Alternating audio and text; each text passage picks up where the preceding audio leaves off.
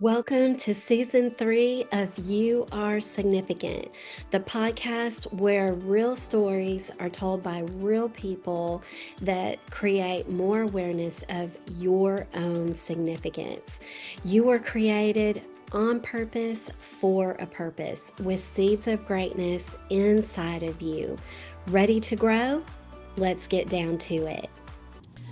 Hey, I want to welcome Sarah Walston to our podcast. You Are Significant today. I am so excited to have her here, and we have become fast friends. We just keep finding more and more things that we have in common.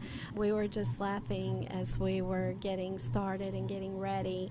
There was one more thing that we found that we have in common. That's we love t-shirts from Love and Faith, and they are not a paid sponsor, but we were just both like, hey, when they have a $10 sale, we're in trouble because we want one of each.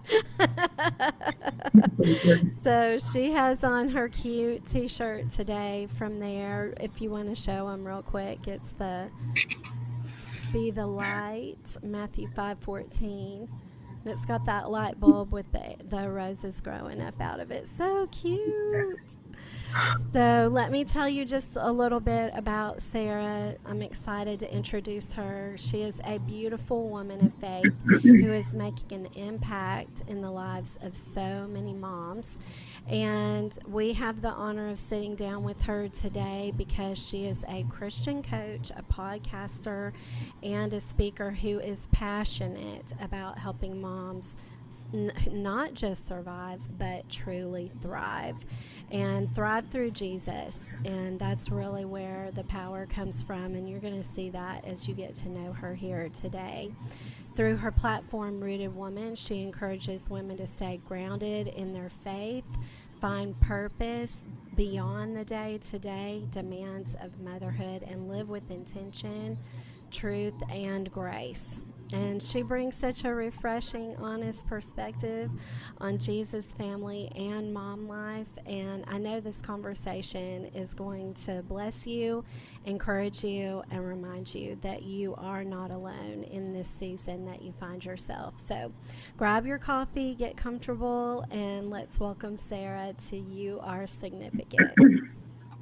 Oh my goodness. Thank you so much for having me, Darlene. And thank you so much for that intro. I just love it. It's so sweet. This conversation honestly really feels really very personal for me because for a long time, I didn't feel significant at all. So I really value and appreciate the title alone of your podcast. We've connected so deeply on so many other things, but even just the title of your podcast struck me as something that I knew I could step into and share something maybe with your platform that could be beneficial here. But if anything, I felt like when I was not feeling significant, I felt like my life had taken a turn that really disqualified me from becoming the woman that I thought I was supposed to be.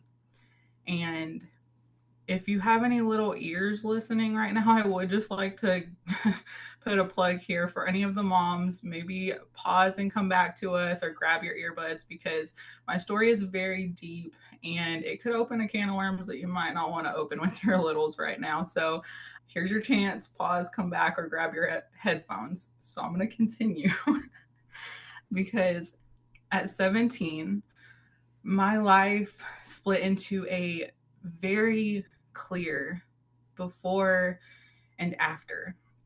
I walked through a trauma that I never chose. And not long after that, I found myself sitting in my car crying harder than I ever had before. Ugly tears. And I'm sure everybody knows what that moment is like for you. Maybe yours didn't look like mine, or maybe the reason for those ugly tears wasn't the same reason as mine, but you can identify with being in that space. Mm. For me, I was realizing that I was pregnant because of the trauma that I had lived. And I remember praying and begging for God to take it away. I felt like I could very much identify with Jesus begging God in the Garden of Gethsemane to take away the cup from him. for him to change the outcome of what I was living, to give me a different story. And when that didn't happen, I didn't understand him. I was very angry and I was hurt. And eventually, I stopped talking to him.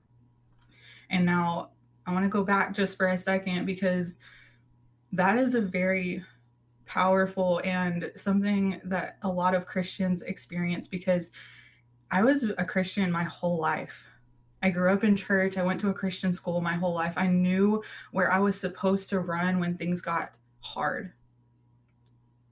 But in the middle of that, in the deepest part of the pain that I was experiencing, I couldn't talk to God anymore. I didn't know what else to say. And so I turned away. I became a mom in the middle of all of that pain and the struggle and the wrestling with my faith. And I want to be really honest about this part because I think a lot of women live right there silently. Maybe again, yours look different than mine, but you know what it feels like to struggle with your faith on a level that you never thought was possible. Now, I loved my son so deeply, but I was also grieving the life that I would never have, the life that I dreamed about, the life that I was preparing for in my last year of high school. I dreamed about becoming a lawyer and doing all of these incredible things, fighting for the Lord, fighting for our faith in court. But that was taken from me. I felt empty. I felt ashamed. And I felt like my life was over before it even started. I slept as much as I possibly could, and not because I was just physically exhausted, but because being awake meant feeling everything that I didn't know how to process. And when I was awake, I was trying to hold it all together while internally falling apart because people around me didn't know how to approach me. They didn't know how to talk to me. I didn't share specifically what happened with a lot of people, but the ones that I did share this with, I heard all kinds of things from. It was my fault. I should consider abortion or adoption or all of these things. Anything that you can imagine, I felt it. I heard it. I saw people whispering behind my back, looking at me sideways. And in that season, if you were to have asked me about my faith and about growing in the Lord, about even the fruit of the Spirit, I know that's something that Darlene is leaning heavily into in this season with you guys. Mm-hmm. The love, the joy, the peace, the patience, I would have thought that all of that was for someone else Mm. because I didn't feel loving. I didn't feel joyful. And I definitely didn't feel peaceful. I felt like I was struggling with everything that was happening, and it was happening so fast, and I had no one to ask how to handle all of this because I don't know anyone that walked through it. But at the time, I didn't realize what God wasn't waiting for me to feel those things. He was slowly and gently growing me in them. He was allowing me to be crushed by my circumstances so that I could fully realize that the only one that I could really depend on and the only one that I really needed was him. So love started in the most unexpected way. I wasn't emotional at first. I all of this wasn't the love wasn't overwhelming. It wasn't a picture perfect feeling. It was just choosing to care for my son, even when I felt numb, even when I could see bits of the person that brought me into that future in his face. It was choosing to stay when everything in me wanted to escape. That was the beginning of real love. It wasn't based on feelings, but on commitment. And joy didn't come as happiness, because happiness is very different than joy.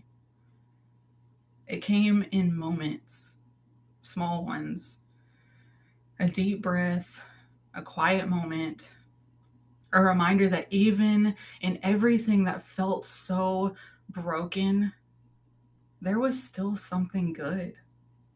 And I began to realize that joy wasn't the absence of pain, it was the presence of something deeper in the middle of it. Peace was something that I had to fight for in those moments, because I was dealing with a lot of anxiety and fear and overwhelm, trying to control everything around. Nothing else could go wrong. And I was breaking myself in ways that I didn't even understand. But God had grace for me in that season. And He taught me how to have grace for myself now looking back.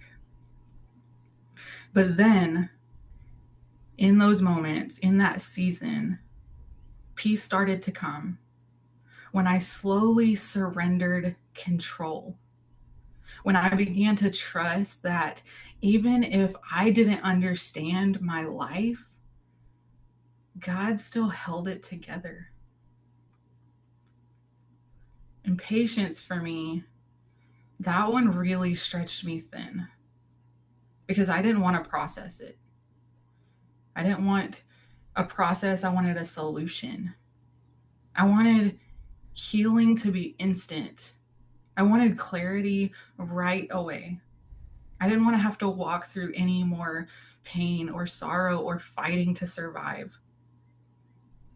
But instead, God met me in the slow, one day at a time, one step at a time. He met me in the roots that were growing before I ever saw the plant. He was teaching me that healing does not happen all at once. It happens in layers. And that often doesn't look like what we think it should look like.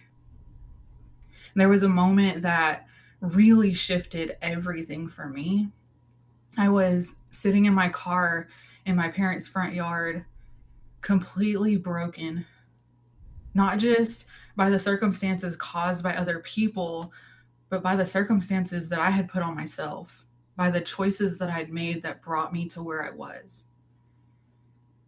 And I finally said, in that moment of complete brokenness, in the moment of complete surrender, God, if it's just me and my son for the rest of my life, I'll be okay. And I'll do the best I can.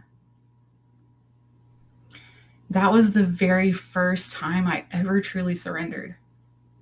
It wasn't when I chose life for my son, who is now 12 years old. It wasn't when I watched him take his first breath or every day in between. It was in that moment when I finally gave up.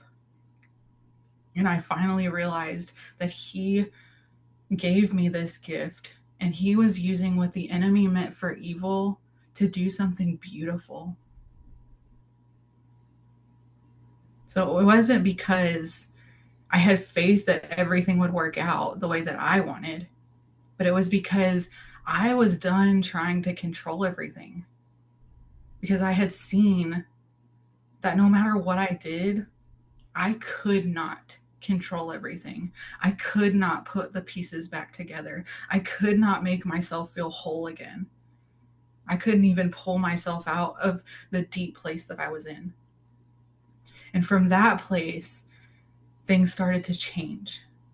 Not instantly, but steadily. 3 months after I whispered that prayer, through all of the ugly tears in my car, I met my husband, who we now have 3 more beautiful boys together. And he's adopted my first son. Kindness and goodness started to show up in how I treated myself, in meeting my husband, in all of these little things. Because for so long, I carried shame that didn't belong to me. I began to show, God began to show me grace and teach me how to extend the same grace inward. Because as kind and as good as I thought I was being to my newborn son, and as he grew, I wasn't giving that to myself. But God was faithful. And his faithfulness looked like allowing me to take faithful steps back toward him in small ways. Opening my Bible again, whispering prayers again, choosing to believe that maybe, just maybe, he hadn't left me. Even when I had pulled away, he was right there. He was holding every tear. He was carrying me through the darkest parts of my life. And the gentleness, that was something that God had to really teach me, because I was allowing myself to become very hard by the things that I was walking through. I was so hard on myself. I was so critical, so demanding of my own healing, but also of people around me, to measure up to expectations that they shouldn't have had to own. But he showed me that growth doesn't come from pressure, it comes through grace. And over time, something that I never expected happened. I started to feel like myself again, but not the version of me that I had lost. A new version, a healed version, a stronger version, a rooted version.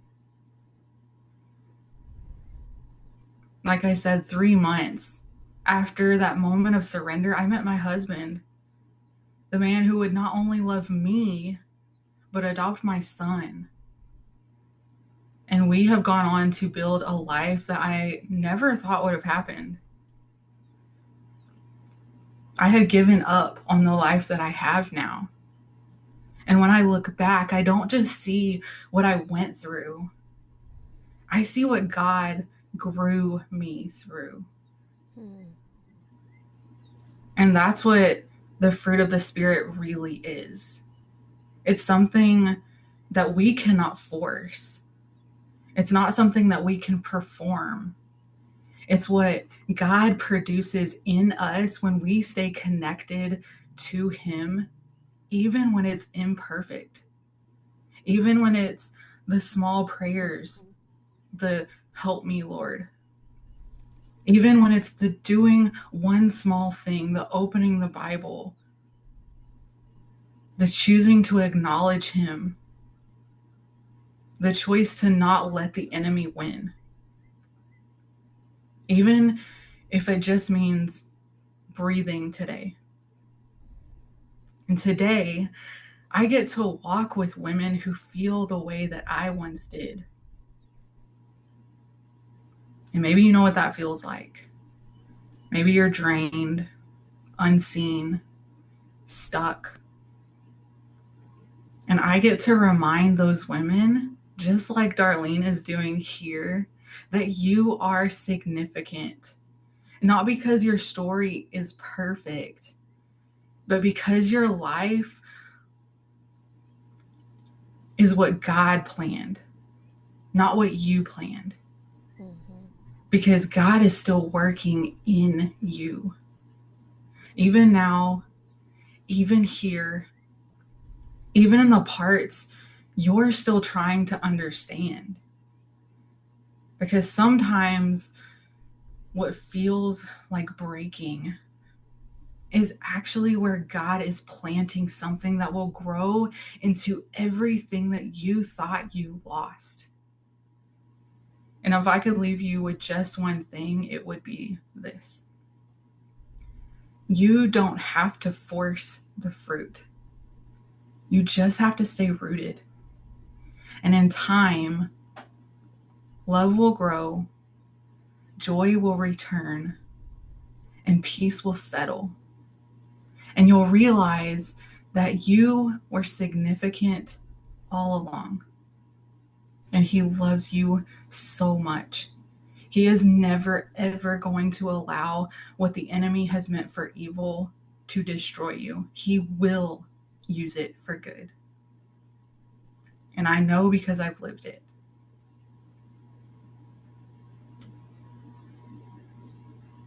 Wow, that is beautiful. Thank you so much for sharing today, Sarah. Your story is very inspiring, and it just makes me think about, as women, so many women go through traumas, and it, the circumstance line can be different for each one, but the feeling that it creates, the hopelessness, the despair, the shame, the abandonment, is many times the same for each one of us. So I Absolutely. just admire your courage to come into this space and vulnerably share your story and what you've learned from what you've been through. And I also admire um, that you've taken what God meant it for good, Satan meant it for evil, and we have a choice. Who are we going to embrace? What are we going to feed? We are not animals, so we have the ability to choose. And I just admire that you chose that path, like those roses on your t shirt, the beauty from ashes that we talk about and the Bible talks about. So you took what could be, some people would say, well, that's manure. Well, hey, manure can be used for good things. It It's the can be the used to greatest fertilizer. fertilize. What did you Yeah. say, Sarah? It is the greatest fertilizer. Ugh, we don't want to go through those trials. But like First Peter says, those trials refine our faith, like gold in fire is refined, um, and from it comes a faith that is stronger and even more pure and more beautiful, like that gold. So, Absolutely. The Bible tells us that we should count it joy when we face trials of many kinds, because through those trials, we are in us is being produced steadfastness or perseverance, whatever translation of the Bible you like to read. We mm-hmm, are being produced those things. We are being equipped to handle the next thing that is coming for us. We are being equipped to help someone else that is coming behind us. And so I mm, know that even when I was walking through this at a very early age, because I had been grounded in the word and I had been raised that way, I knew that the Lord was going to use my story for his purpose. And mm, so I want to encourage moms that are teaching their children and raising them in the way they should go, that you are doing kingdom work. You are making a lasting impact that will outlive you. And those kids are going to face things that you can't imagine right now, but you are setting them up for success to be able to turn what the enemy has meant for evil and use it for the glory of God, no matter what that looks like for them in their situation. Because Darlene's saying, we always all of our situations are different. We all process things differently, but I truly believe that we all experience those same emotions on different levels. We all struggle with similar things. Maybe what caused those things isn't the same, but we know what it feels like to be there. So being able to walk alongside other people that maybe don't know how to navigate those things is something that I know that the Lord is using this story for, no matter how that is in your life. But I'm so grateful that I've been able to come and share this story with you, Darlene, and with your audience. I am just so honored and so thankful that the Lord is, in fact, using this story.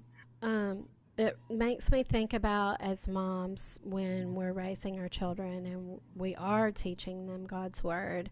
I homeschooled my children. I think you homeschool your children as well. And, I would be teaching them, and I would I was thinking along the way, like, instead of the most amazing science labs, we are sitting at the table and getting to study God's Word every day. And there was a little bit of a trade off, but it was worth it. And I think one of the things we hope as young moms, not having done this before, is that maybe we are saving our children from something. And it's not that we're going to be able to save them. Ooh, that's my cat. But not going to be able to save them from suffering and from going through pain, either from choices they made or someone else made, but equipping them that when they go through pain, they're going to know who to turn to. And I just appreciate too that you shared there was a season of quiet where, you felt maybe betrayed by God, that you had gone through this. That's a word I would use. I definitely have felt betrayed when I've gone through some hard things, that I felt like maybe God had broken a promise to me, which is strong to say. But when we raise our children in the Lord, if they don't stay on that path, it's like, how can this be? And I can remember feeling just, I didn't know what else to say to God for a while. And I could pray for other people, but praying for myself and praying just me and Him was hard for a season. And I just had to keep forgiving. I had to keep forgiving what my expectations were, what I thought was supposed to happen that wasn't happening yet. But also realized God didn't make robots. And because there aren't any robots, people have choice. And He wants us to choose Him. And so because of that, there is sin in the world. But I would just love to hear any thoughts that you have, like, on that as you raise your boys, and you know that pain can come and pain will come even when we do the right things. How do you stay motivated to stay in the work of the doing from day to day? For sure. Yeah, I definitely agree with you. I've had those days where, I know that I'm teaching them what I know to be true, but ultimately I've learned to surrender my children. Like, as much as I want to be able to control Mm-hmm. what they are accepting and how they're going to live their life, and even hopefully spare them from some sufferings by teaching them to do things God's way, I know that they are also ultimately human and they will make their own choices. And Yeah. so, as far as it depends on me, Mm. my job as a mom is to teach them to live rightly and teach them how to navigate those sufferings when they do ultimately come, because I know that they will face them, but I also know that God made them for such a time as this. He Mm. knows the exact things that they're going to walk through, and He is preparing them for those specific circumstances.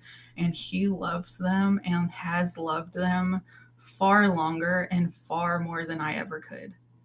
And so, Mm. just remembering that truth, as hard as it is as a mom, to really let go and to put them in God's hands, because there is no safer place for them to be. Amen. It makes me think about Mary and even Elizabeth. Mary, Jesus' mom, Mhm. Elizabeth, his cousin, John the Baptist's mom, and even Hannah with Samuel, and how there were surprises. There can, when we raise our children for Him, even though they are going to have choices. The only person who's never sinned is Jesus. So we know our kids are going to have to make their faith their own. They're going to walk through their own journey. They're going to do a lot of things right, and they're going to do some things wrong, just like we have. We're human too. And Absolutely. and so I think that it's good to focus. It's kind of like that big white poster on the wall with the one black dot. And as moms raising children, whether we're on the side of the line where our children are still home or we're an empty nester, is that we can focus either on all the things that they're doing that are good and what we admire about them and their future, where it's going. And then as they leave the nest, the things they are doing right and well that we're proud of them for. We have a choice of what we're focusing on, or we can focus on our fear on the side of the line if they're still in the nest, or we can focus on the mistakes they're making if they're already out there and living. And so I think it's just really important to stay prayerful and on that side of the mind where we are seeing them in their beauty, um, because everybody needs someone who believes in them and has vision for what's possible and where they're going. Yeah. And we definitely still have to make space for them to, like James says, work out their own faith. Because Mm-hmm. as much as we want to teach them, like Proverbs says, the way they should go, and hope that when they are older, they won't depart from it, that we have to realize that Proverbs is also a poetry book. And so it's not necessarily a promise, but they will work out their own faith, and that is for them to do. So like you said, we have to choose what side we're going to be on and continue teaching them and continue doing what we know that the Lord has called us to do, so that when it is their turn to choose those things, that we can hope we've set them up for success Mm-hmm. into in that they'll choose what the Lord wants for them.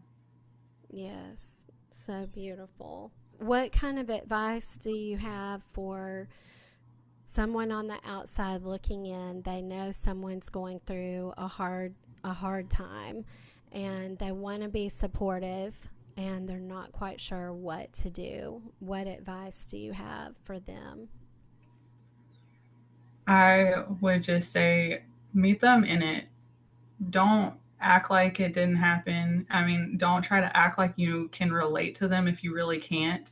Just be honest with them. Just tell them it sucks, because, whether it's dealing with a loss or dealing with some kind of violation or whatever thing that they're walking through, typically, because we live in a fallen world, whatever it is that we're walking through is not fun to walk through. And just acknowledge that they shouldn't have to be where they are, but they're there. And let them know that you're there for them. If they need you, then you would be happy to do whatever it is that they need. If you're willing to step into that space, maybe cook them a meal, because everybody loves food that they don't have to cook.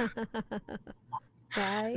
Offer to come over and clean their house or watch their kids so they can take a nap, because for me that was a huge thing, just to be able to escape the reality for a little while. That was the biggest thing for me. Just acknowledging, just being real with it, because we all, like we said, we all walk through these things. We all know what it's like to be in that space of brokenness and uncertainty and not knowing what to do or where to go. And we're stuck in the grief of not having our expectations met, or maybe not having our prayers answered the way that we wanted. Acknowledging that that sucks is Mm-hmm. okay. Even Jesus mourned the loss of him having to suffer what he suffered. Jesus felt all of our emotions. So it's okay for us to acknowledge that where we are, and it's okay for us to acknowledge where other people are and to meet them in it and support them, because the Bible says that two are stronger than one. So if we can walk alongside someone, just bring them food, bring them diapers if you want to do that. Step in. Don't ask them maybe if they're one of those people that aren't going to tell you exactly what they need, because a lot of people don't know what they need when they're walking through those things. Just Mm-hmm. step in and say, hey, when is a good time for me to come and clean for you? Can I come wash your dishes? Can I bring you a meal? What do you like to eat? Just offer them something. Let them be open to receiving it. And if they say no, just graciously say, well, if you need something, let me know. And I think that is the most powerful thing. Don't stand off to the side and just whisper about them. Maybe just hug them. Some people just need that too. from my perspective, what I lived, I was not in a hugging mood. Mm-hmm. But some people, depending on their circumstances, they may be there. Mm-hmm. Yeah. That's what I would say. I love that. That's so helpful because a lot of times it is really hard to know what should I do to help. And Yeah, for me, the instinct has been to just back off and give space and give time. And I think there is a place for that, but for sure. there is also a time to like, okay, what can I do to help? And I think it takes a lot of courage. Revelation talks about one of the sins that Jesus condemns is cowardice. And we can't just stand by and be a coward and do nothing because it's awkward, or we are afraid we're going to mess up, or we're afraid we're going to be rejected. We do have to allow that person to say no, Yeah, but it still means a lot that you offered.